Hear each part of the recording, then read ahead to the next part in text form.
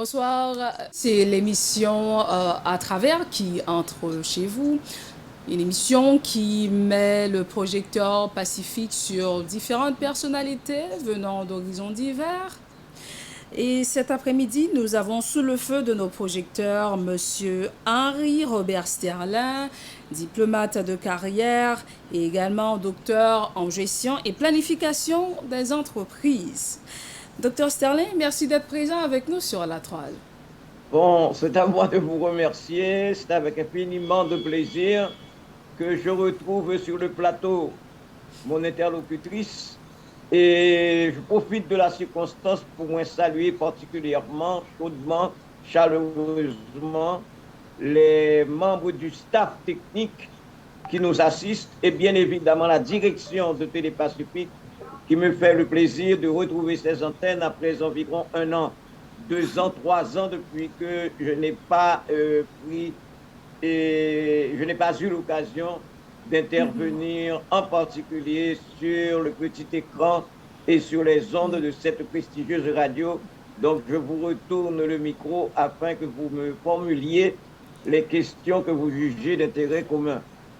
Oui, dans cette émission, nous allons voyager dans le temps de votre enfance, de votre adolescence. Comment était Henri Robert Sterlin? A priori, ce que je dois mettre en évidence, c'est que je fais partie d'une famille que les circonstances historiques de ma carrière m'ont permis de découvrir. C'était à l'occasion, tout le monde le sait, du départ pour l'exil de M. Jean-Claude Duvalier, lorsque celui-ci a dû remplir les formulaires et papiers liés pour lui obtenir exil en France. Eh bien, j'ai eu une conversation spéciale avec le ministre des Affaires étrangères de la France, M. Roland Dumas, qui m'a gratifié d'une carte destinée à Madame Malmaison, Malmaison, qui était à l'époque directrice des archives DOM-TOM, département d'outre-mer pour DOM et territoire d'outre-mer pour TOM.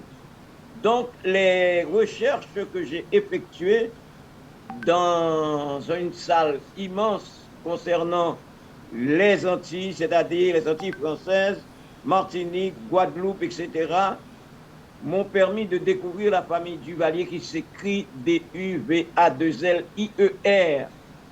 Et les racines martiniquoises ou martiniquaises de feu le docteur François Duvalier.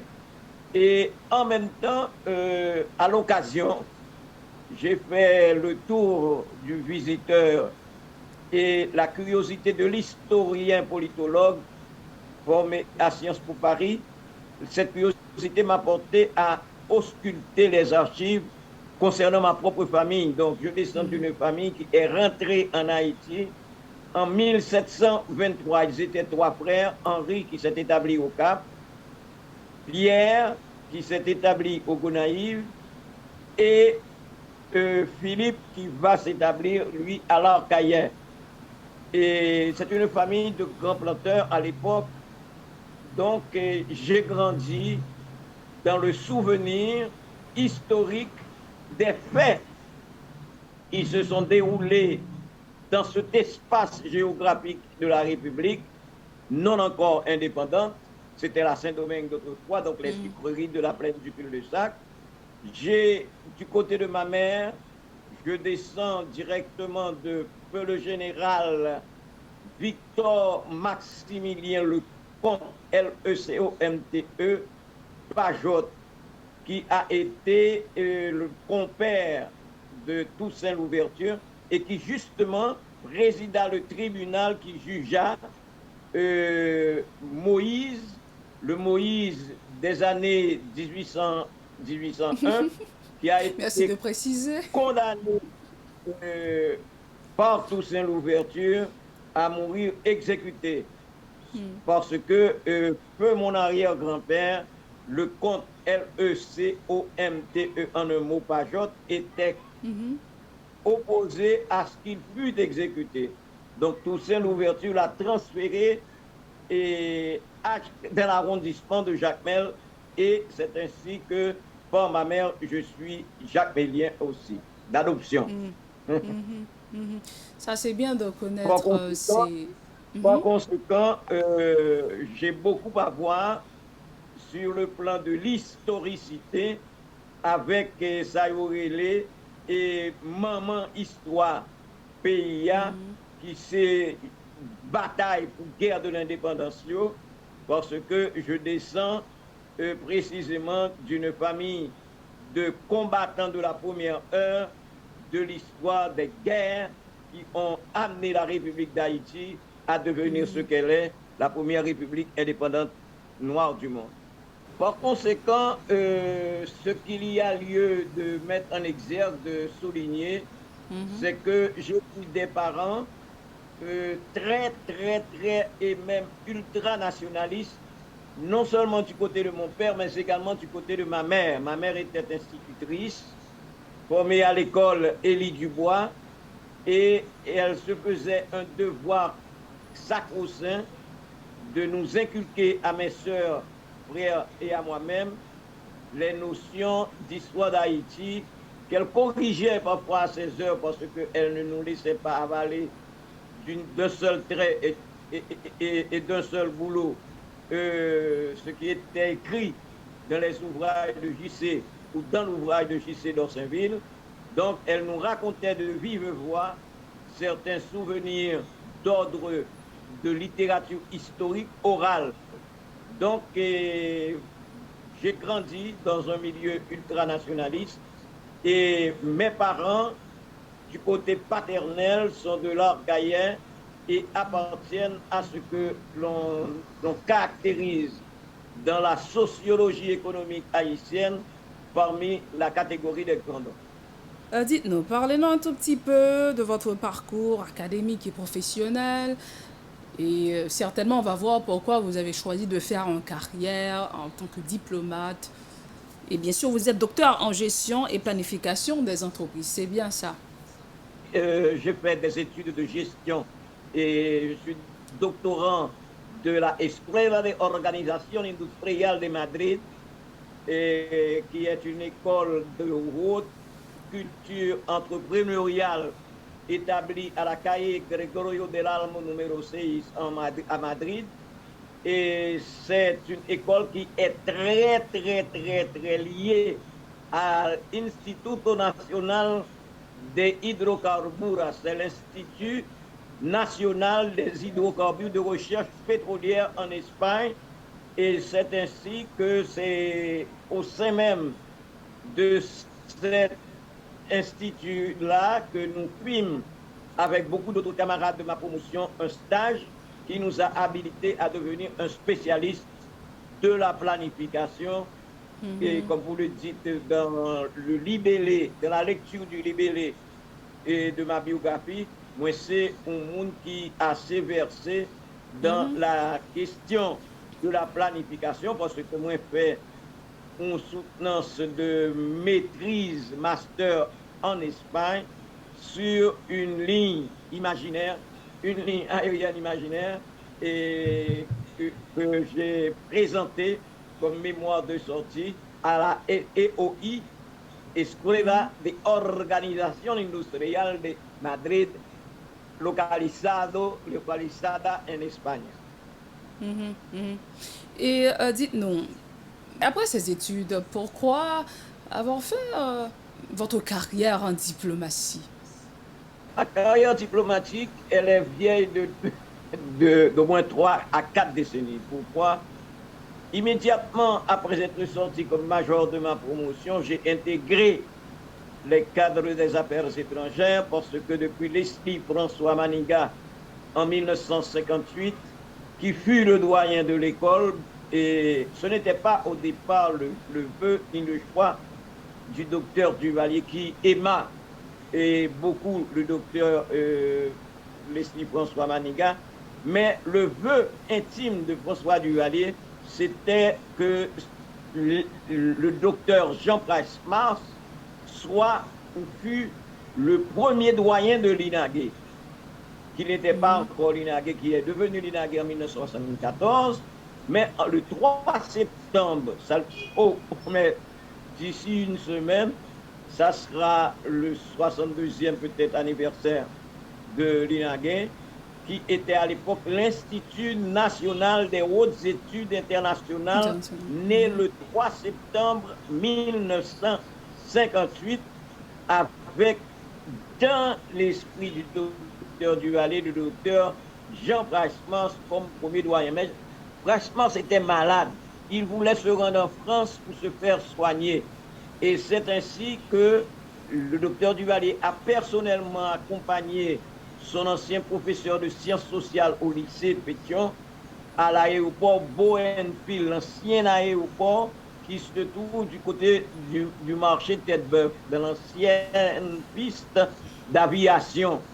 Et Leslie Manigat a été recommandé par de nombreux intellectuels des classes moyennes, c'est-à-dire le pur sang, le cheval pur sang des classes moyennes.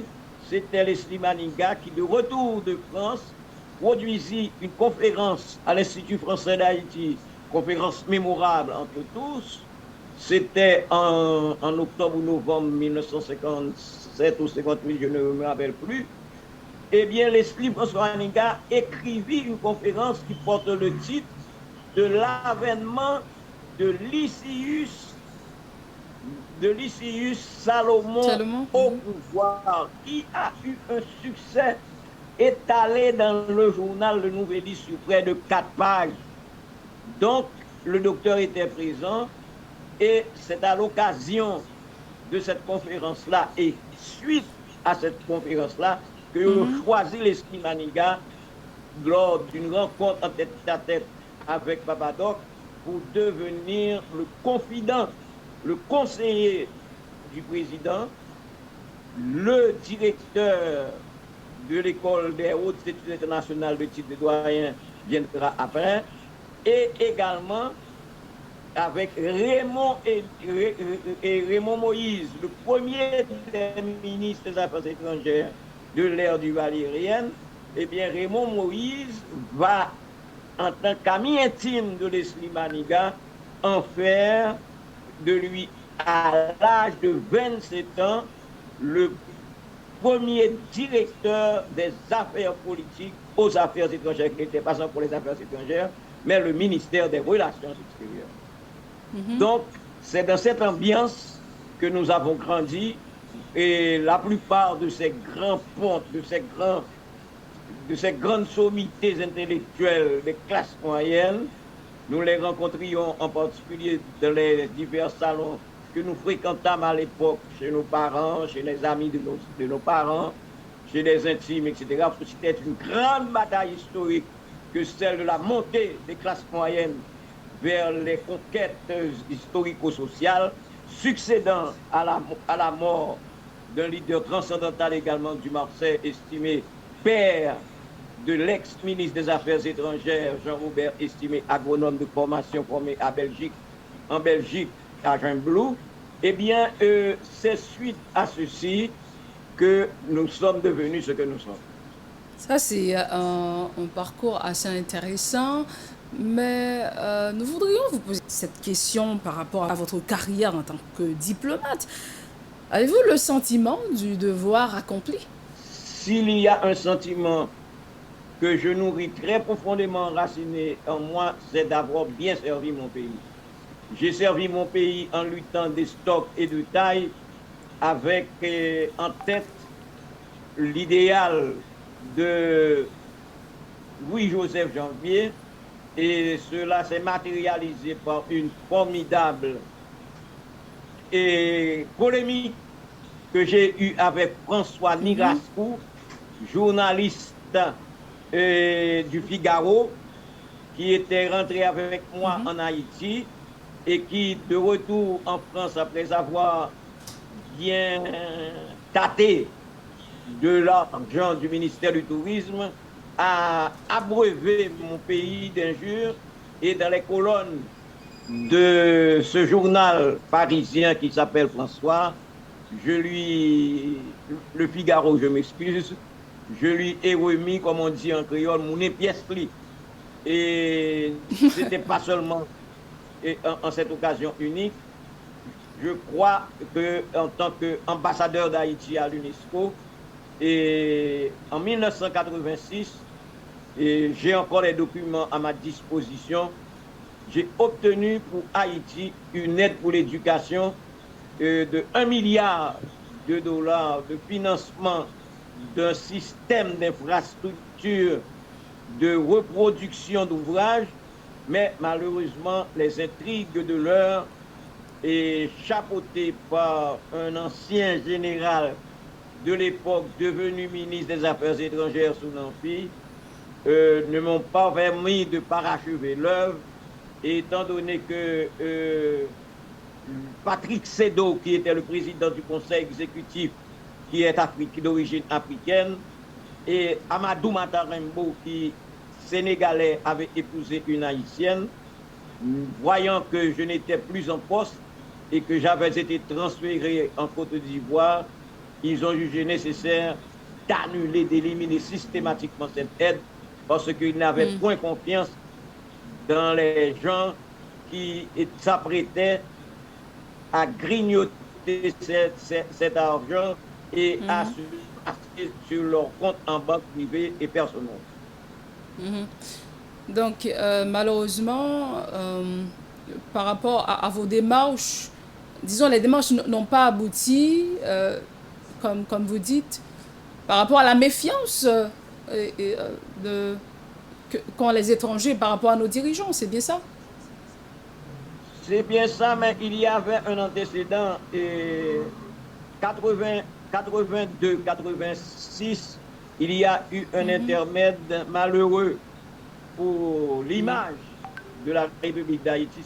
C'était la fameuse querelle sur les droits humains et orchestrée par mon ancien professeur à l'école normale supérieure, Hubert de Ronceret, qui avait été exilé en exil doré en tant qu'ex-protégé de Madame Simone Ovid Duvalier.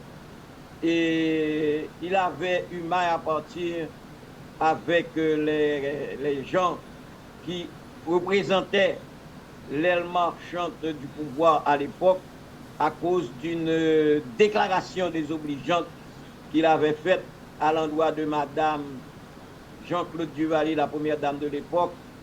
Et ça avait fait couler beaucoup d'encre.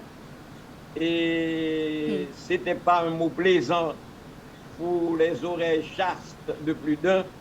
Donc, il avait été exilé. Et dans les colonnes du Petit Samedi Soir, ça a été une bataille d'Hernani, pour répéter Victor Hugo.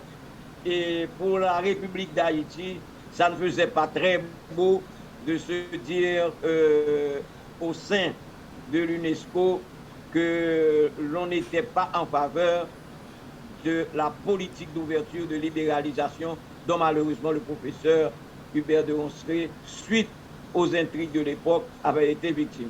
Ce qui signifie qu'on a dû prendre un ancien ministre des Affaires étrangères en la personne de M. Louis Mars, deuxième ministre des Affaires étrangères de ce gouvernement, qui a remplacé Hubert de Ronceret à la tête de l'ambassade d'Haïti accréditée auprès de l'UNESCO. Et je suis venu par la suite remplacer en 86 l'ambassadeur Louis Mars, et j'ai dû me battre pour refaire l'image d'Haïti au sein de l'UNESCO. Et je remercie le Dieu Tout-Puissant, je ne m'en suis pas plus mal sorti que ça. Le temps de la pause a sonné. On va continuer à animer le débat, surtout sur la diplomatie haïtienne. On vous revient dans quelques fragments de secondes. Si vous jugez que cette vidéo est intéressante, n'hésitez pas à liker et partager la vidéo. Et surtout, n'oubliez pas de vous abonner à cette chaîne et activer la cloche de notification pour ne pas louper aucune de nos vidéos. À travers vous offre l'opportunité de partager avec des personnalités venant d'horizons divers leur parcours, expérience dans le grand marathon de la vie. Merci de nous rester fidèles. Vous êtes dans la deuxième partie de l'émission À travers. Et nous avons virtuellement notre compagnie, Monsieur Sterlin, diplomate de carrière et docteur en gestion et planification des entreprises. Dans la première partie, nous étions en train de voyager un tout petit peu avec lui dans le passé, voir ses réalisations en tant que diplomate et ce qu'il a fait pour essayer de redorer le blason de la diplomatie haïtienne. Mais encore une fois, dans cette deuxième partie, nous allons continuer à animer le débat sur la diplomatie haïtienne. Monsieur Sterlin, nous voudrions vous poser cette question. Il y a Leslie François Maniga qui a dit, et je cite, « Tous les problèmes diplomatiques sont avant tout des problèmes administratifs et techniques. » Qu'est-ce que vous en pensez? Je crois qu'il a raison à bien des égards parce que, a priori, je l'ai mentionné tout à l'heure, l'orientation qu'en 1958, suite au gouvernement de Paul-Eugène Magloire d'une durée de 6 ans, 1950-1956, la diplomatie haïtienne était à l'heure des relations extérieures. Qu'est-ce que cela signifie? C'est qu'il n'y avait pas encore ce qu'on appelle une diplomatie exigeant de la part du diplomate une formation solide et une formation tassée. C'était plutôt une diplomatie littéraire. Lors du 50e anniversaire de l'INAG, l'Institut national d'administration de gestion et des routes internationales, le professeur Maniga a parlé, a évoqué cette diplomatie fonctionnariste. C'est-à-dire, c'était la diplomatie de l'exil. Il faut que les gens retiennent cet aspect. Jadis, jusqu'en 1960, le corps diplomatique haïtien était basé pour la majorité de ses dirigeants sur le fait qu'on gardait le poste d'ambassadeur, de ministre conseiller, pour ou bien récompenser les partisans encombrants, c'est-à-dire des hommes dont on avait peur politiquement, qu'on envoyait à Bruxelles, qu'on accréditait en France, etc. Et surtout à la Jamaïque. Personne ne se rendrait compte, a priori, de l'importance qu'a joué, qu'a tenu le poste de la Jamaïque dans l'histoire de la diplomatie haïtienne, parce que c'est là que la plupart des réfugiés haïtiens se rendaient pour être plus proches de la République, pour y effectuer un débarquement, notamment le débarquement célèbre de Boyer-Bazelet à Miragoâne. Donc, par conséquent, les gouvernements avaient cette particularité de concevoir la diplomatie comme une soupape d'évacuation. C'est-à-dire que tu servis de diplomate là pour un monde qui était encombrant pour pouvoir. C'est-à-dire que, comme je ne vais pas mettre au ministre, ni qu'un bon dans le pays, ils ont menotté de gré ou de force, je souligne, on vous disait, il faut que vous partiez dans les 48 ou 72 heures pour votre poste, surtout à Londres. Et c'est ainsi que nombre de nos grands hommes d'État, notamment Anténor Firmin, Hannibal Price, etc., se sont retrouvés avec une ambassade sur le dos, le plus souvent dans la misère. Le plus souvent dans la misère. Et je tiens à dire que le président qui excellait dans cet art d'envoyer les gens en exil, c'est un homme qui est devenu président au moins 5 fois, passant de gouvernement provisoire à un autre, c'était Boiron-Canal. Donc la diplomatie haïtienne jusque sous Paul Magloire, avait cette caractéristique dominante et majeure d'être un refuge pour exil doré. C'est en Haïti que nous entendons des mots, ça, cette expression particulière qui n'existe pas dans le droit diplomatique. Diplomate en exil doré. Et que je sache, on n'est pas forcément en exil doré, bien au contraire. Beaucoup de nos diplomates se sont morts dans la gêne. Et au Père-Lachaise, le cimetière parisien par excellence, il y a eu beaucoup de nos diplomates qui ont été là mis en terre parce que précisément ils sont morts dans une situation odieuse. Par conséquent, ça va changer à partir de 58 où Leslie Manigat va éditer avec les grands experts des affaires étrangères, des relations extérieures de l'époque, dont un Georges Salomon, qui a été le dernier ministre des Affaires étrangères de Jean-Claude Duvalier. Ces grands hommes de l'époque, ils ont préparé la loi organique des affaires étrangères, qui dit et ratifie que tout le monde qui sortit inagué après leur licence et leur soutenance rentre d'office aux affaires étrangères, surtout le lauréat de la promotion. Donc, tout homme ayant effectué une carrière aux études internationales ou, à défaut, à l'INAGUE, qui détient ses diplômes de licence, etc., au titre de la loi organique parue en 1958, toujours en vigueur jusqu'à date, rentre automatiquement aux affaires étrangères. Cela était vrai jusqu'à récemment. Mais de plus en plus, la diplomatie haïtienne s'est corporatisée à partir de 1986. Jadis, on avait des hommes de la trempe de Hervé Denis, on avait des diplomates formés comme à la manière de Fernand Hibert, on avait de grands diplomates comme Carlo Toussaint et j'en passe, qui sortaient directement des cadres institutionnels et pédagogiques des affaires étrangères et des auditeurs internationales et qui rentraient à la chancellerie au bicentenaire. Mais cette tradition est devenue source d'un pugilat, d'un combat. Depuis qu'on est sorti dans l'INAGUE, il n'y a pas voulu et en dedans affaires étrangères à cause de cette corporatisation qui date d'environ 20-30 ans. Aujourd'hui, n'importe qui venu de l'on sait où, etc., à la faveur des appuis de ministres ou bien de sénateurs de la République, devient membre du corps diplomatique ou consulaire.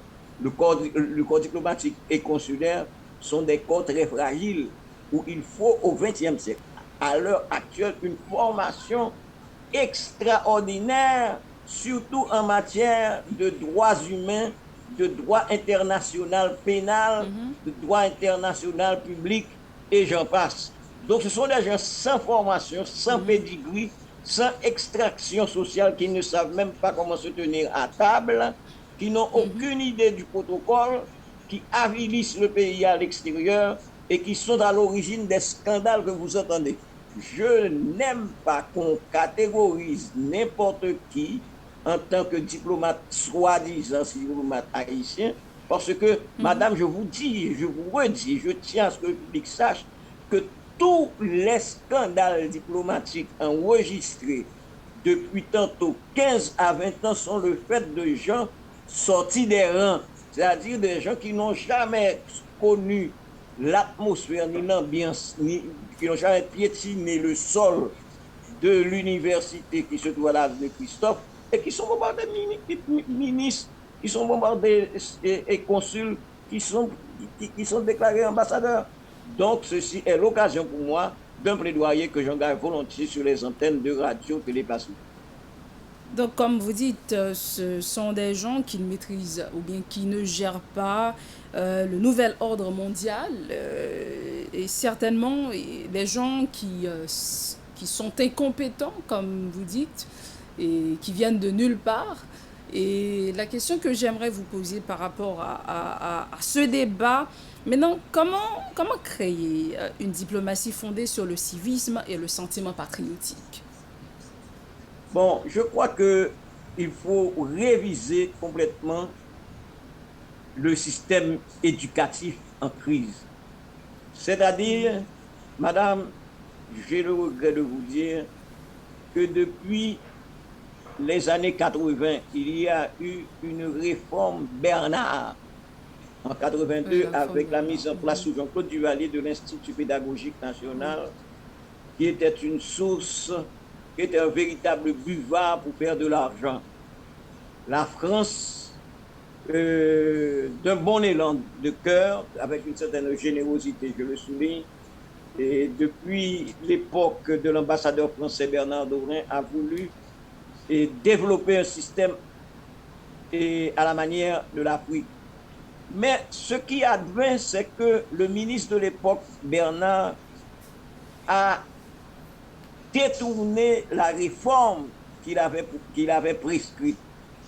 Et l'affaire est devenue une histoire de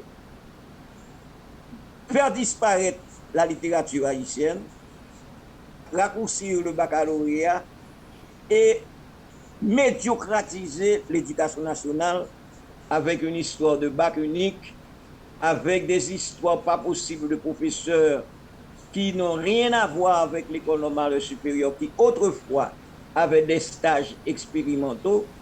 Et le ministère que vous voyez au Pont-Pradel à côté du Sacré-Cœur est devenu ce que l'on appelle aujourd'hui un ministère de protestation des syndicats de professeurs, mais de professeurs politisés.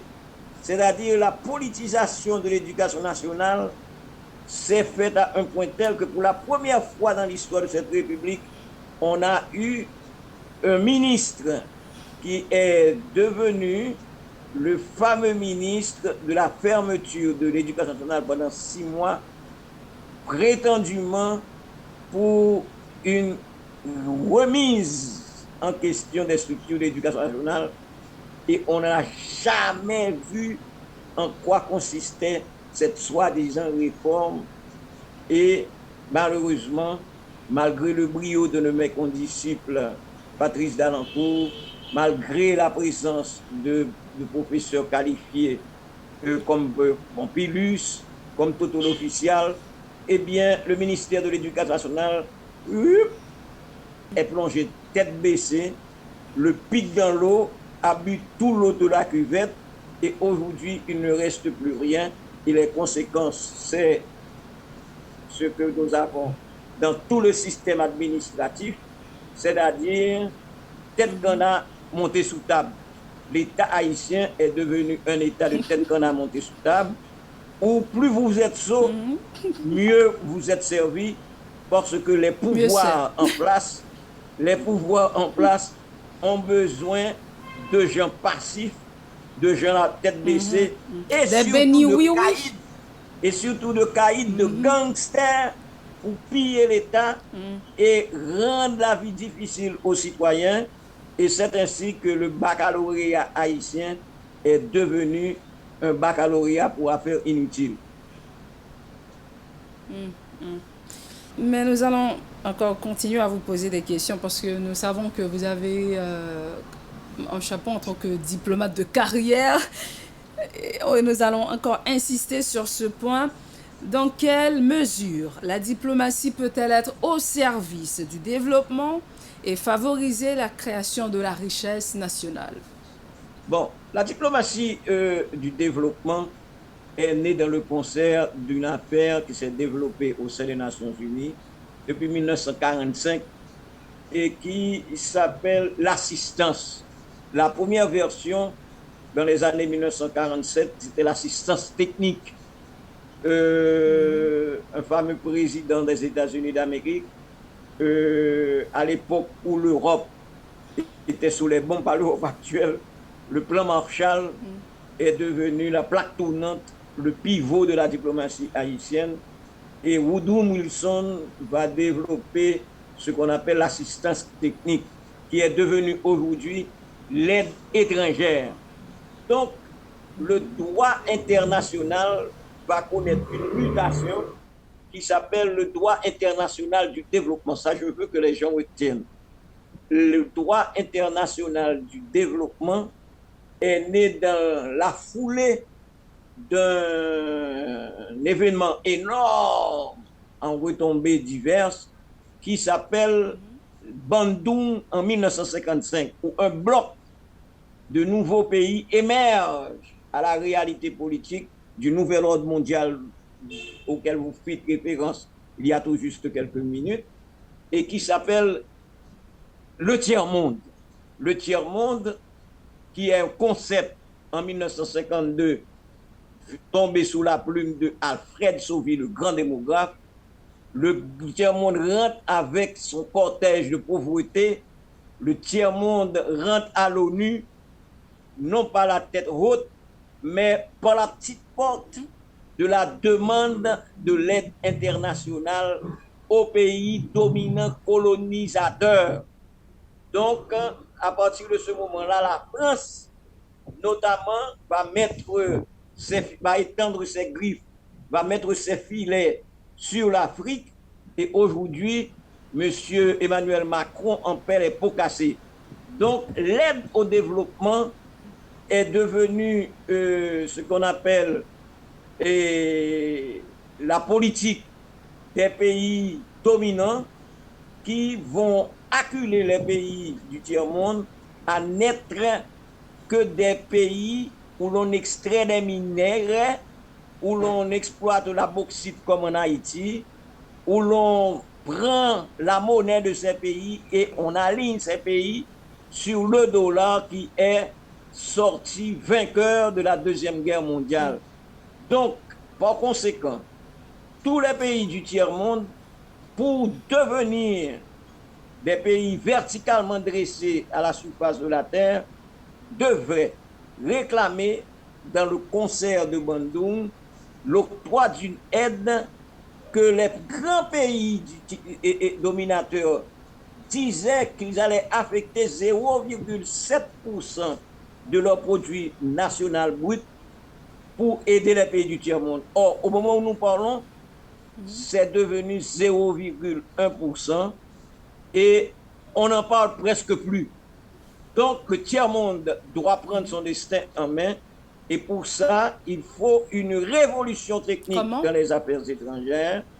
Il faut ouvrir les nouvelles générations de révolutionnaires, de jeunes qui, dans leur enthousiasme, de jeunes qui, à l'heure où le monde change d'aspect, l'Occident est défait et de nouvelles étoiles pointent à l'horizon avec la guerre entre l'Europe avec la guerre en Europe entre l'Ukraine et l'Union soviétique.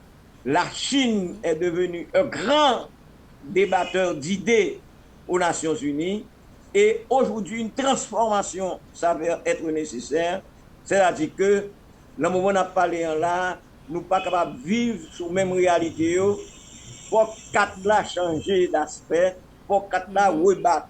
C'est-à-dire, en d'autres termes, il faut à des temps nouveaux, des générations nouvelles, surtout en Haïti où nous sommes en train d'être esclavagisés, où la République est réduite à néant sur le plan international, où la diplomatie haïtienne qui était autrefois une diplomatie, nous ne disons pas verticale, mais digne, capable de plaider pour la non-ingérence et l'autodétermination, eh bien aujourd'hui, l'OE a fait ça le bibito, l'ONU a passé dans Tintin, eh bien, le choléra ainsi que le corona sont devenus pour l'Haïtien l'horizon qu'on lui passe sous le nez et comme perspective des élections faux mamites côté Bobèche plan boit tout gaz là. Depuis 1986, il n'y a jamais eu une élection valable en Haïti. L'Occident est en train de nous bassiner les reins, comme on dit à Paris. Et aujourd'hui, Haïti est devenue ce qu'elle n'a jamais été, c'est-à-dire plus qu'une semi-colonie, disons-le franchement et carrément, un pays mis en cage pour faire les grimaces qui suscitent plus d'un à nous appeler un shithole country. Mhm. Donc, par rapport à tableau ça, nous comprenons que vous dites qu'il faut qu'il y ait une révolution technique sur le plan diplomatique Et et politique aussi. mhm, On ne oui, et peut politique pas venir également. avec Mhm, n'importe qui à la tête des affaires étrangères. Je viens de souligner que la diplomatie haïtienne s'est corporatisée, c'est-à-dire on ne peut pas à tour de bras laisser le champ libre aux sénateurs, aux députés MPI, MPIES qui nomment, par exemple, il y a une ambassade, je ne dirai pas laquelle, mais si tu es en Amérique, il y a deux Amériques, l'Amérique du Nord et l'Amérique du Sud, où un sénateur a pris sa propre servante et lui a donné un poste de haut calibre au sein d'une ambassade ici en Haïti. Il y avait un premier ministre qui fut ministre des Affaires étrangères, qui nous a laissé en héritage à la chancellerie une liste de noms de sénateurs et de députés avec les personnes qu'ils ont nommées. Il y a des sénateurs qui ont leurs sœurs, d'autres qui ont leurs cousins et cousines, les autres qui ont leurs maîtresses. Il y a des consulats, madame, qui ont une charge excédentaire de fonctionnaires. Par exemple, le consulat d'Haïti à New York, le consulat d'Haïti à Miami. Quant à ce qu'il est de... c'est grave, ce sont ces personnes-là qui nous représentent sur le plan diplomatique. Exactement. Donc, il y a des consulats qui sont devenus des consulats pléthoriques.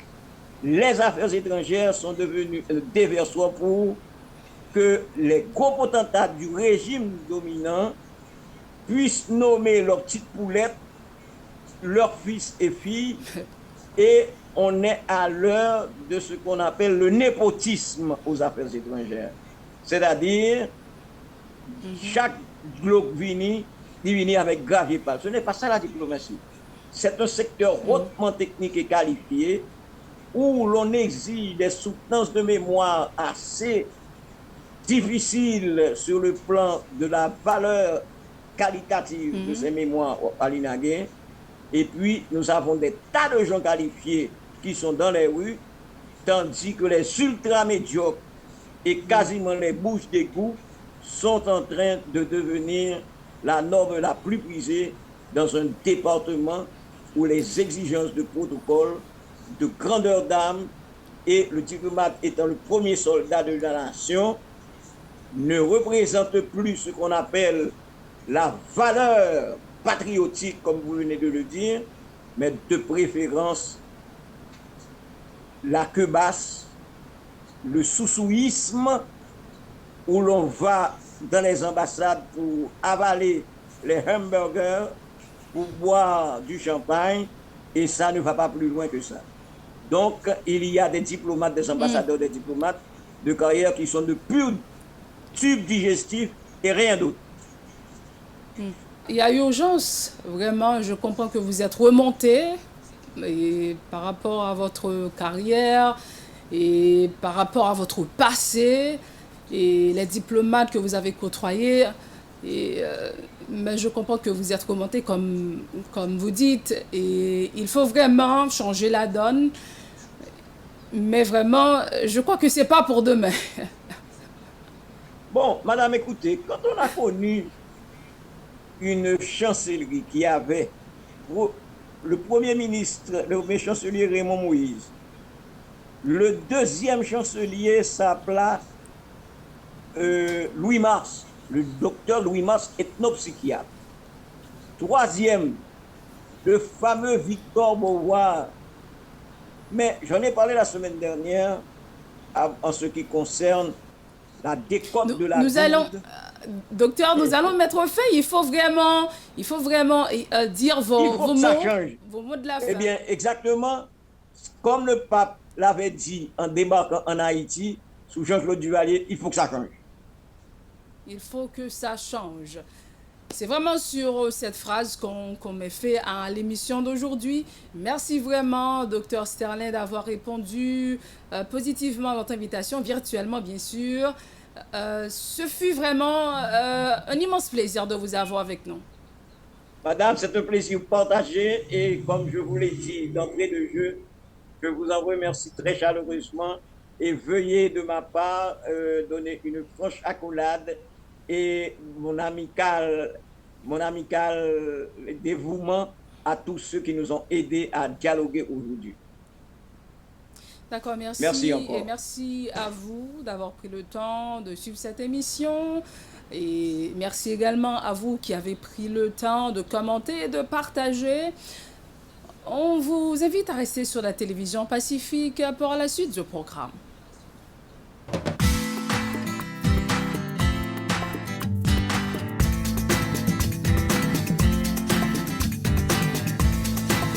Si vous jugez que cette vidéo est intéressante, n'hésitez pas à liker et partager la vidéo. Et surtout, n'oubliez pas de vous abonner à cette chaîne et activer la cloche de notification pour ne pas louper aucune de nos vidéos.